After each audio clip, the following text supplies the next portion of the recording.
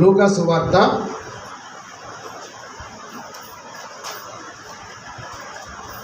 6వ అధ్యాయము 39 నుంచి 45 వరకు వాక్యాన్ని ధ్యానించి దీన్ని వివరించి నేను ముగిస్తాను. సమయము ఎక్కువ అవనవడం, సమయానికి నేను ముగిస్తాను.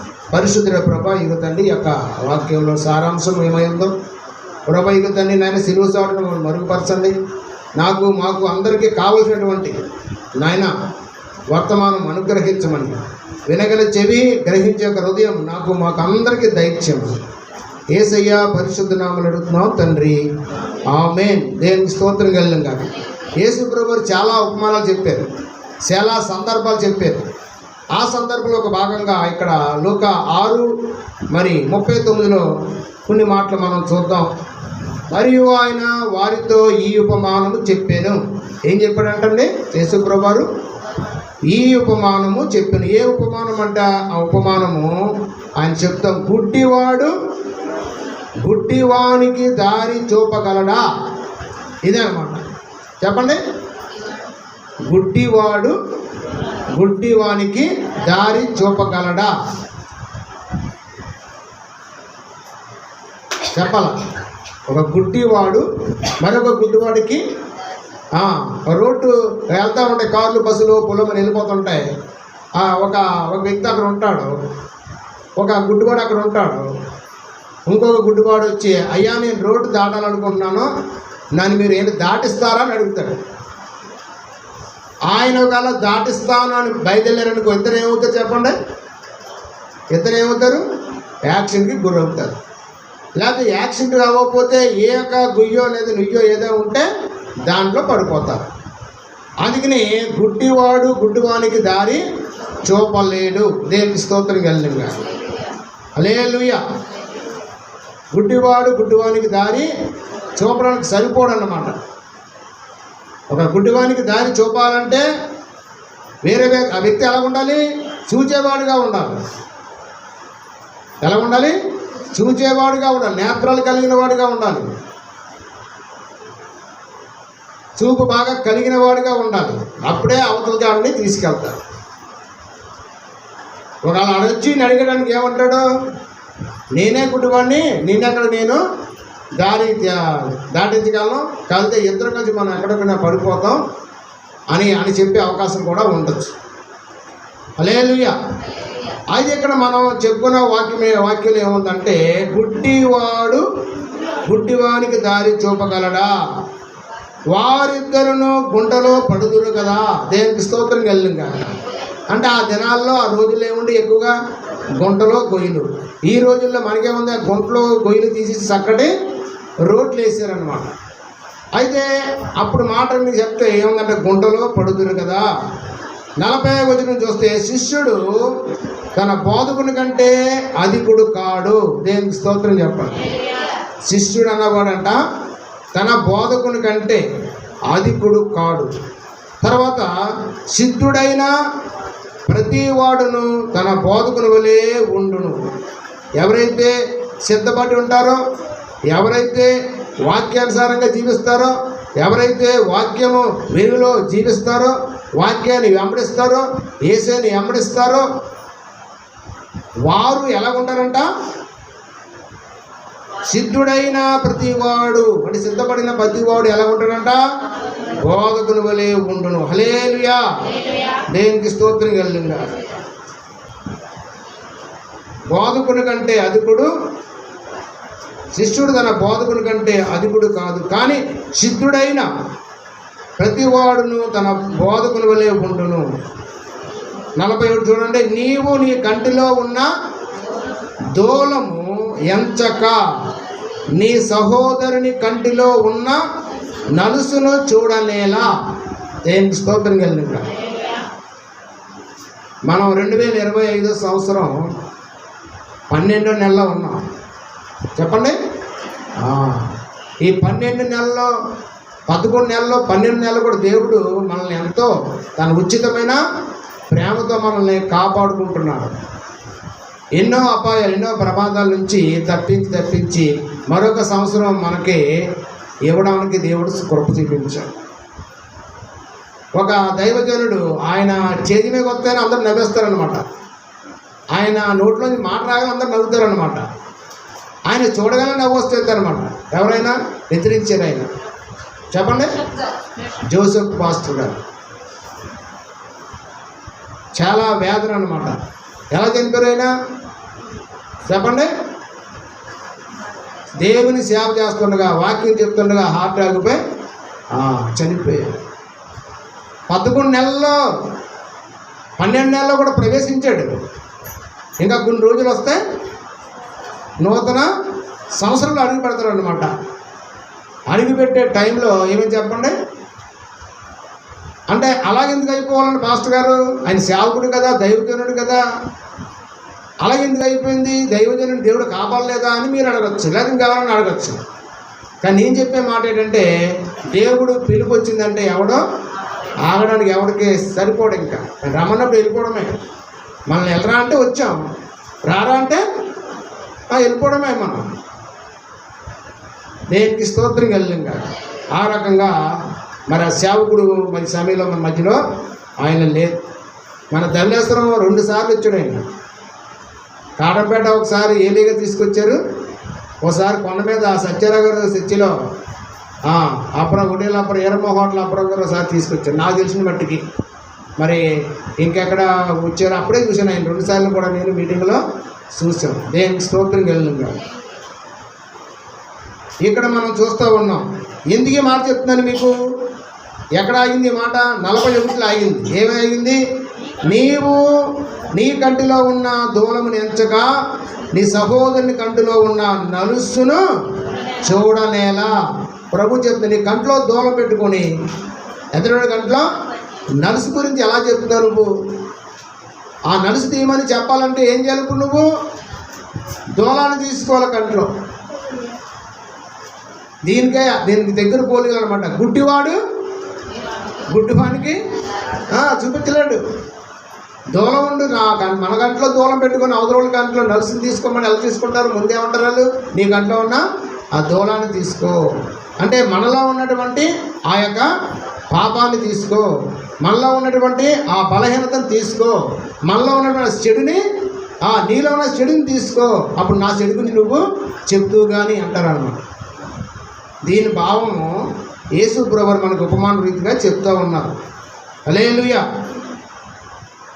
చూడనేలా 42 చూడండి. నీ కంటిలో ఉన్న దూలమును చూడక నీ సహోదరునితో సహోదరుడా నీ కంటిలో ఉన్న నలుసును తీసివేయమని నీవేలా చెప్పగలవు? హల్లెలూయా. నీవేలా చెప్పగలవు? చెప్పలేవు. అంత ఎందుకు? ఎక్కడ దాకా ఎందుకు? ఎవడ కూడా మనకి ఎందుకు? ఒక ఇంట్లో తండ్రి కొడుకులు ఉంటారు. ఏమ్మా, తండ్రి పుల్లిగా తాగుతాడు, తాగి కింద పడి దొల్లేస్తాడు, ఆపకి తిరిగేస్తాడు. ఆ కుర్రోడిని ఆ కుమారుణ్ణి ఎప్పుడైనా ఆ యొక్క ఇలా పడి దొల్లేడు ఆ కుర్రోడు ఆ తండ్రిని గమనిస్తూ ఉంటాడు. ఇంకెంతనంట గమనిస్తూ ఉంటాడు. గమనిస్తూ ఉన్న సందర్భంలో ఏదో రోజుసారి ఆ కుమారుడు కూడా తండ్రిలాగే చేస్తాడు. చేసినప్పుడు ఆ తండ్రి, నాయనా కుమారుడా ఇప్పుడు తాకూడదురా, అది మంచిది కాదు, బుద్ధిగా జ్ఞానంగా ఉండాలరా అన్నాడు అనుకోండి. వాడేమంటాడు కుమారుడు ఆ తండ్రిని? చెప్పాలి నాకు, ముందు నీ తాగుడు మానే, నేను మానేస్తాను. నువ్వు తాగుతుండగా నన్ను ఎందుకు నువ్వు తాగుతావు చెప్పగలవు? దేనికి స్తోత్రం కలిగింది. ఆ చిన్నప్పుడు ఇప్పుడంటే కోటర్లు ఆపులు పుళ్ళు వచ్చాయి, కానీ చిన్నప్పుడు తల్లి పిల్ల ఉండి తెలుసా మీకు? మీరేం తాగుతారండి మీరు తెల్లడానికి? కొంతమందికి ఒక ఉంటే తెలుస్తుంది ఏంటి? కొన్ని గారు తల్లి పిల్ల, దేనికి స్తోత్రం కలిగింది. తల్లి ఒకటే సరిపోయింది కాదు, పిల్ల కూడా పక్కన తోడుంటే ఎక్కిపోయింది అనమాట. నాకు అర్థమైంది కాదు. తల్లి పిల్ల అంటే అక్కడికి వెళ్తే అది చూసుకోండి అనమాట. చూస్తే తల్లి పెద్దదే, పిల్ల చిన్నది. దేనికి స్తోత్రం చెప్పండి. ఎప్పుడు చాలా కాలం క్రితం, ఇప్పుడు అవన్నీ లేవు. అయితే అలా చేస్తే తండ్రి ఏమో తల్లిను, పిల్ల కొడుకేమో పిల్ల, ఇదనమాట. అందుకని కంటిలో చెప్పాలా? మన ప్రవర్తన మనం మంచిగా, బుద్ధిగా, జ్ఞానంగా, వినయము, విధేయత, భక్తిభావంతో మనం ఉండి మన పిల్లలకే చెప్పాలా? చెప్పండి అమ్మా, చెప్పరేంటి? మనం అలా ఉండి వాళ్ళకి చెప్తే వింటారు. మనం అలా ఉండకుండా చెప్తే వింటారా? ముందు నువ్వు నీ ప్రవర్తన సరి చేసుకో అంటారు. దేనికి స్తోత్రం కలిగింగా. అదే ప్రభు చెప్తూ ఉన్నాడు. ఎందుకంటే గత కాలం అంతా దేవుడు మనల్ని కాపాడాడు కాబట్టి మరొక ఈ నెల మనకి ఇచ్చాడంటే, ఈ నెల ఇచ్చాడంటే మనం ఏం చెప్తాం చెప్పండి. ఇప్పుడు రాబోయే 2026ని మనం చూడడానికి మనల్ని ఇంకా సజీవ లెక్కలో ఉంచాడంటే మనలో ఏమన్నా ఉంటే, అపోస్తలుడైన పౌలు గారు మాట అంటున్నారు, నాలో చేదైనది ఏదైనా ఉంటే దాన్ని తీసివే ప్రభు అంటున్నాడు. ఎందుకంటే మనలో ఉన్న బలహీనత మనం తీసుకోలేము. ఆ తీసే శక్తి ఎవరికి ఉంది? యేసు ప్రభుకే ఉంది. ఆయనకి మాత్రమే. మనలో మనం తీసుకోలేము. కాళ్ళలో ముళ్ళేటి తీసేసుకోనాకి, హృదయంలో పాపం ఎలా తీసుకుంటాం మనం? తీసుకోలేము. దేవుడే తీయాలి, ప్రభువే తీయాలి. ఆ ప్రభు పాదాల దగ్గర పెట్టుకొని అడగాల, ప్రార్థన చేయాలా. అప్పుడు మనలో ఉన్న బలహీనతను తొలగిస్తాడు. దేవునికి స్తోత్రం కలిగింది. హల్లెలూయా. నీవు కాదు నా గురించి సాక్ష్యం చెప్తే నన్ను మళ్ళీ ఎటకారం ఆడతారు మీరు. నా గురించి ఏమైనా సాక్ష్యం చెప్పాననుకో, పాస్టర్ గారు ఒకప్పుడు అలా ఉండిపోడంట, ఇప్పుడు ఇలాగ అయిపోయాడంట, అయిపోతాడు ఆయన తలుసుకుంటే. దేనికి స్తోత్రం చెప్పండి. ఏంటి తల్లి అన్నాడేంటి, పిల్ల అన్నాడేంటి అంటారు మీరు. కళ్ళు, సారా, బ్యాందీ 3 మిక్సీ చేసి తాగేసుకోండి.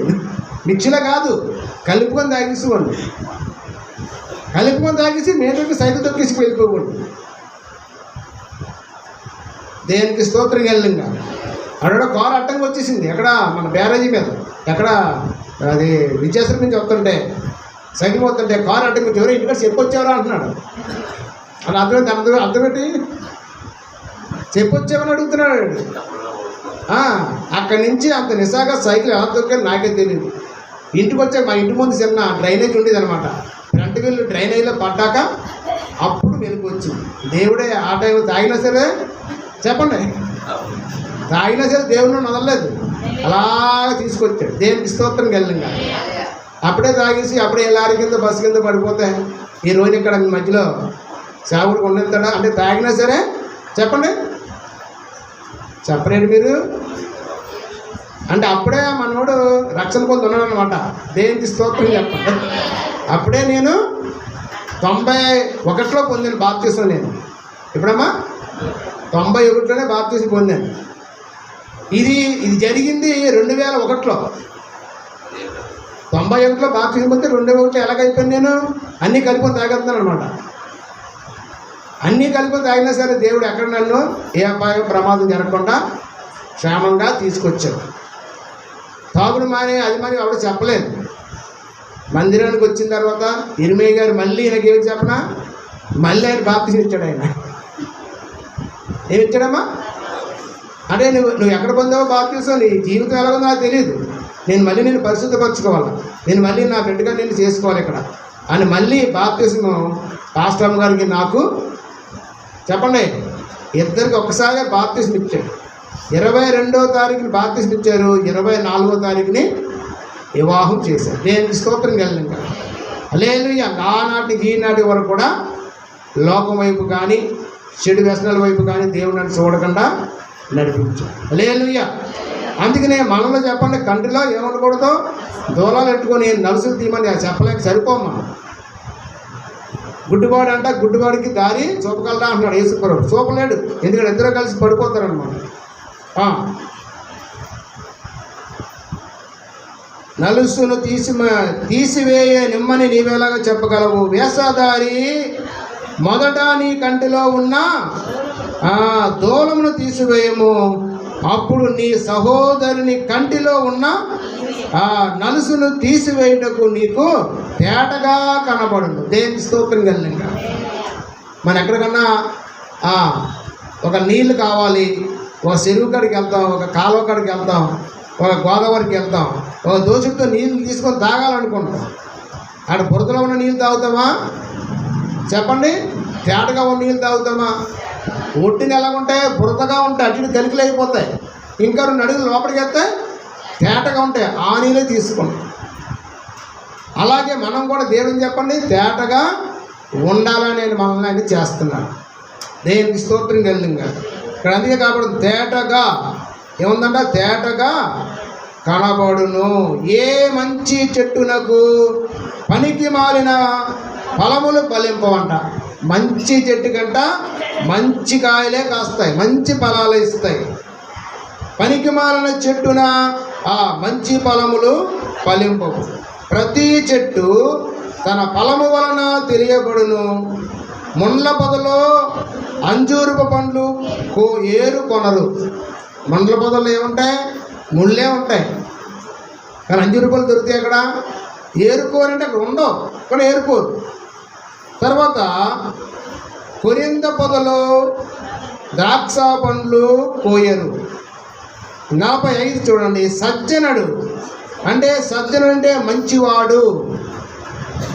సజ్జనుడే మంచివాడు, బుద్ధిమంతుడు, జ్ఞానవంతుడు, వినయము విధేయతలు కలిగిన వాడు. సజ్జనుడు అనే ఒక మాటలో అన్ని రకాల దాంట్లో మనం యాడ్ చేసుకోవచ్చు అనమాట. సజ్జనుడు అంటే చెప్పండి, వినయము విధేయత, మంచివాడు, దేవుడికి మనుషులకి ఇష్టడుగా ఉన్నవాడు, ఎవరి జోలికి ఎవరి గొడవలకి ఎల్లలేని వాడు సజ్జనుడు. ఇక్కడ 45 సజ్జనుడు తన హృదయమును మంచి ధనానిధిలో నుండి స్వతీస్యములను బయటికి తెచ్చును. దేవునికి స్తోత్రం కలిగింగాక. మంచి చెప్పండి, హృదయమును మంచి ధనానిధిలో నుండి ఏం చెప్తారంట, సద్విషయములను బయటికి మంచి విషయాలు బయటికి తీసుకొస్తాడు. దుర్జనుడు చెడ్డ ధననిధిలో నుండి దుర్విషయములను బయటికి తెచ్చును. హృదయము నిండియుండు దాన్ని బట్టి ఒకని నోరు మాటలాడును. దేనికి స్తోత్రం కలిగింగాక. హల్లెలూయా. చెప్పండి, ప్రభువుకి ఎప్పుడంట, గుడ్డివానికి దారి చూపగలడా? ఎందుకు చూపలేడు? వాడికి సరిగ్గా చూపు ఆపడతలేదు కాబట్టి ఇంకొకటి తీసుకెళ్ళే అవకాశం లేదు. మీ కంటిలో దూలం పెట్టుకొని అవతరోడి కంటిలో నలుసు ఉందని చెప్పడానికి ఎలా సరిపోతారు? ముందు మీ కంట్లో ఉన్న దూలాలు తీసుకోండి అంటే దాని అర్థం ఏంటి? మా కంట్లో దూలలు ఇప్పుడు ఎక్కడ ఉంటాయని అంటారు. దాని అర్థం ఏంటంటే మీరు పరిశుద్ధులుగా పవిత్రులుగా ఉండండి, అవతరోడికి చెప్పండి. నీవు అలా ఉండకుండా నువ్వు ఇంకో రకంగా ఉండి నువ్వు ఇలా చేయాలి నా మాట ఎవరు వింటారు చెప్పండి? వినరు. దేనికి స్తోత్రం కలిగింగాక. హల్లెలూయా. దీన్నే అన్నమాట ఇలాగా 1000 4000 ఇదనమాట. అర్థమైందా? 1000 ఏమో నలుసు, 4000 ఏమో దూరం. చెప్పండి, 1000 నలుసు చూపిస్తుంటే 4000 నీ కంట్లో ఉన్న దూలాన్ని చూపిస్తున్నాయి. ఈ 2025 డిసెంబర్ నెల మనందరినీ కూడా పరిశుద్ధులుగా పవిత్రులుగా సజీవులుగా మన యొక్క సంఘంలో అందరినీ కూడా ఐక్యపరిచిన దేవాది దేవుడికి ఒకసారి 2 చేతులు పైకెత్తి దేవునికి స్తోత్రం చెప్దాం. ప్రభువా 11 నెలల్లో కాపాడి 12వ నెలలో ఈ బెతెస్దా ప్రార్థనా మందిరంలో సంఘ బిడ్డలుగా, సంఘ విశ్వాసులుగా, సంఘ పెద్దలుగా, సంఘ సభ్యులుగా ఏర్పాటు చేసిన దేవానికి వందనాలు. కూడి ఉన్న ప్రతి బిడ్డను కూడా పేరున దర్శించి దీవించండి. మాలో ఉన్న తప్పులు పొరపాట్లు నాయనా మాకు తెలుసో తెలియకో ఒకవేళ చేసి ఉంటే దయతో మన్నించండి, క్షమించండి తండ్రి. వీరేం చేస్తున్నారో మీరు ఎరగరు కనుక వీరిని క్షమించమని శిలువలో మాట్లాడే ప్రభువా. ఇదిగో దాని మాలో ఏమన్నా చేదైనా వేరు ఏదైనా ఉంటే నేను అపోస్తలుడు పౌలు గారు అన్నట్టు మేము అడుగుతున్నాం ప్రభువా. వాటిని తీసివేసి మమ్మల్ని పరిశుద్ధులుగాను పవిత్రులుగాను నాయన మమ్మల్ని నడిపించి నీకు ప్రియ బిడ్డలుగా, ప్రియ కుమారులుగా మేము ఉండడానికి కృప చూపించమని యేసయ్య పరిశుద్ధ నామమున అడుగుతున్నాం తండ్రి.